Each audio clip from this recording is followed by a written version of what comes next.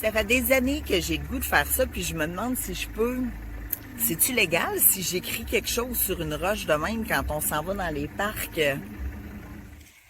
Je vais te faire un petit voyage avec moi en te partageant mes états d'âme. Pourquoi? Pas pour te montrer comment que je suis belle puis comment que je suis bonne, mais pour te montrer que quand on a un mode de vie, ben il faut s'en servir quand la vie nous attrape avec un down. Moi, tout le monde le sait, je suis une alcoolique toxicomane, je suis abstinente d'alcool puis de drogue. Moi, ça fait 27 ans. J'ai des problèmes de compulsion alimentaire. Bref, là, on va lâcher les diagnostics, mais ce que je peux te dire, c'est que quand dans ta vie, tu es atteint d'un problème de compulsion, la première chose à faire, évidemment, c'est d'éliminer l'aliment qui te fait compulser, que ce soit l'alcool, la drogue, n'importe quoi. Mais ça reste que quand tu es une compulsive, il reste 85% de comportements à travailler. OK, ces 85% de comportements-là, tu vas toujours les avoir en dedans de toi. Que tu sois belle, que tu sois mince, que tu aies atteint tous tes objectifs, ça reste que les 85% de comportements que tu as en dedans de toi, mais tu vas toujours les avoir. Moi, tu vois, là, je viens de tomber en vacances. Et puis moi, c'est la même chose depuis quelques années. Quand je tombe en vacances, on dirait que j'angoisse. Pourquoi? Parce que, bon, là, je suis toute seule, je ne sais pas quoi faire, puis c'est comme si j'ai du temps. Moi, un problème dans ma vie, en fait, ça en est un, puis ça en est pas un, c'est que mon temps est toujours calculé. Souvent, je commence à travailler à 5 heures le matin. J'enfile les clientes de 5 heures à 6 heures, 6 heures à 7 heures, 7 heures à 8 heures. Bon, ça n'arrête pas. Je fonctionne avec un chronomètre dans les mains. Quand j'arrive chez moi, il faut que je calcule à quelle heure que je me couche par rapport à quelle heure que je me lève. Bref, je suis toujours vraiment coordonnée en fonction d'une horloge. Quand je tombe en vacances, là, je ne sais plus quoi faire. Alors, si en plus, je suis toute seule, si j'ai rien planifié puis que je suis maître de tout mon temps, là, l'angoisse me pogne. J'ai de la misère à faire la différence entre l'angoisse puis l'anxiété. Je peux pas te l'expliquer, mais ce que je peux te dire, c'est que ça vient que je file mal en dedans de moi. Et puis quand je file mal en dedans de moi, tout se réveille. Mes hamsters commencent à tourner trop vite. J'ai la tête remplie de questions. Je me mets à douter de tout et bon, le pot de crème glacée m'appelle, me semble qu'il fait chaud. Tous les mauvais comportements, me semble, ça cogne dans la porte, là, en arrière de ma tête. Alors, à ce moment-là, il faut que je fasse mon mode de vie. La méthode ACAM, là, quand je te dis que ça fonctionne, là, c'est une manière de travailler. Moi, il faut que j'accepte, première étape. Il faut que j'accepte que, oui, OK, je suis toute seule cette année. J'accepte que, oui, OK, j'ai pas de plan, j'ai du temps. OK, qu'est-ce que je peux changer maintenant? Une des choses qui aide à changer, c'est de trouver, il y a de la bébite, hein? Ce qui m'aide, moi, à bien fonctionner, c'est que je le sais, les choses que j'aime, puis qui me rendent bien quand je file bien. Par exemple, moi, j'aime ça faire de la route, j'aime ça écouter de la bonne musique, puis j'aime ça me ressourcer. Alors là, je me suis dit, bon, OK, t'as une semaine, 2 semaines de vacances, qu'est-ce que tu fais? Bon, profite-en, sors de ton patelin, va te ressourcer et tout, et puis écoute de la bonne musique, puis ça devrait passer.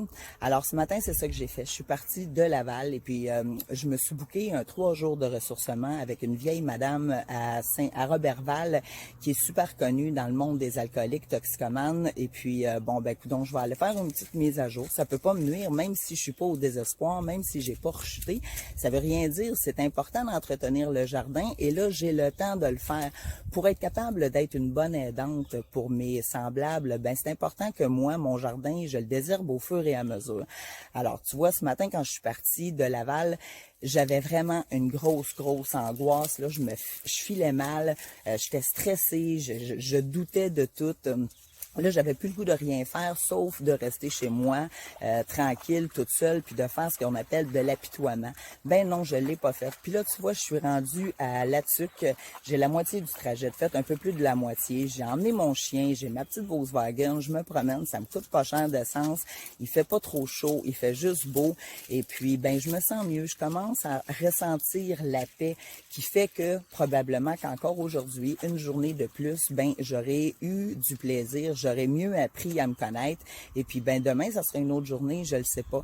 Mais, tu sais, ce que je veux dire, c'est que je suis certaine qu'il y en a beaucoup parmi vous qui se reconnaissent, parce que des alcooliques toxicomanes ou des workaholics ou tu sais n'importe quoi, quand les cassettes commencent à trop virer là, ben c'est important de faire des choses que t'aimes, même si ça te tente pas, ben tu t'obliges à les faire parce que tu sais pas jamais quand est-ce que tu peux rechuter ou quand est-ce que le pot de crème glacée il va gagner sur toi ou que tes mauvais comportements. Alors c'est ça. Ben les 4 prochains jours, je m'en vais dans la région du Lac-Saint-Jean. Je vais en profiter pour faire un peu de promo et puis ben tu sais je lâche lousse, je lâche prise. Je ne sais pas qu'est-ce qui m'attend, mais chose sûre, c'est que je le sais que quand je reste groundée avec moi, avec mon bien-être et puis que j'apprends à me connaître, même quand je suis angoissée puis que je fais de l'anxiété, ben c'est souvent là qui sort les meilleures affaires.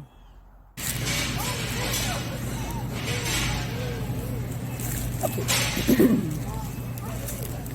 Bon, alors je viens d'arriver et là, bon, je suis en train de me dire qu'est-ce que j'ai fait là, j'ai pas le goût d'aller nourrir mes bébites, ça me tente pas, puis là, je fais comme une petite crise de panique. Mon coffre d'outils me dit de me mettre à l'abri. Alors, vu que c'est les aliments sucrés qui m'appellent, pourquoi? Parce que je le sais, moi, ce soir-là, je pourrais bien me dire, bon, ben ok, c'est beau, je vais manger plein de sucre parce que je vais pogner un down après ça, puis je vais dormir, puis demain, ça va être une autre journée. Mais non, il n'y en a pas d'excuse. Voilà, c'est ma responsabilité de faire mon rétablissement, c'est ma responsabilité. Alors là, ben j'ai arrêté dans un maxi, puis je m'achète des légumes, parce que les légumes, là, c'est mes meilleurs aliments anti-compulsion. Moi, là, peut-être qu'il y en a du monde qui me dirait, ben t'es pas abstinente parce que tu manges quand t'as pas faim ou whatever, n'importe quoi. Ben moi, là, ça me dérange pas que tu penses ça. Mais ma recette à moi, c'est que quand je sais qu'il faut que je croustille quelque chose dans ma bouche, là, ben je me mets à l'abri puis j'achète des affaires. Tu vois, puis ça coûte pas cher. Ça coûte royalement moins cher qu'une grosse poutine ou bien un snack au McDonald's. Je me ramasse un sac de piments. Tu vois, là, les piments? Ben oui, ça coûte 5 piastres. Ça revient à 1 piastre, 1 piastre du piment. OK, c'est une pièce, une palette de chocolat, là. C'est une pièce, c'est tout que... Puis tu vois, je m'achète une autre affaire aussi que j'aime bien. C'est de la laitue comme ça.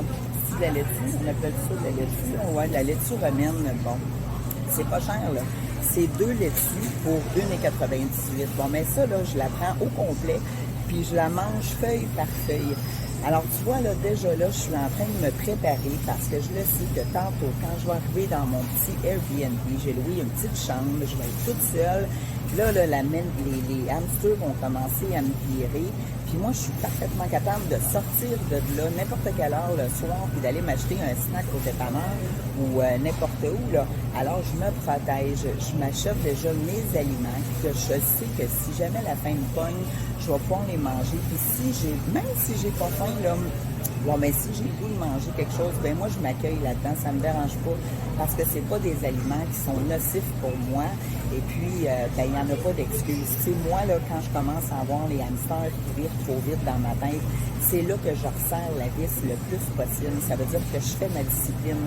Je m'entraîne, je planifie mes repas, je mange bien. Pourquoi? Parce qu'il n'y a pas de place à l'erreur. Et je le sais, moi, que quand je suis en mode panique un peu ou en mode angoisse, s'il faut que je trouve la valve de ma compulsion, j'ai aucune idée quand est-ce que ça va arriver. Puis moi, je suis parfaitement capable de prendre un 10 livres là, en une semaine. Là. Il n'y a aucun problème avec ça. Alors, tu vois, il n'y en a pas d'excuses. Ça va me coûter quoi? Ça va me coûter 10-12 piastres pour des légumes? Oui. Je vais peut-être toutes les manger ce soir? Oui. Puis, c'est-tu grave? Non. Demain, ça sera une autre journée. Puis aujourd'hui, ben, j'aurai eu mon programme, je l'aurai respecté.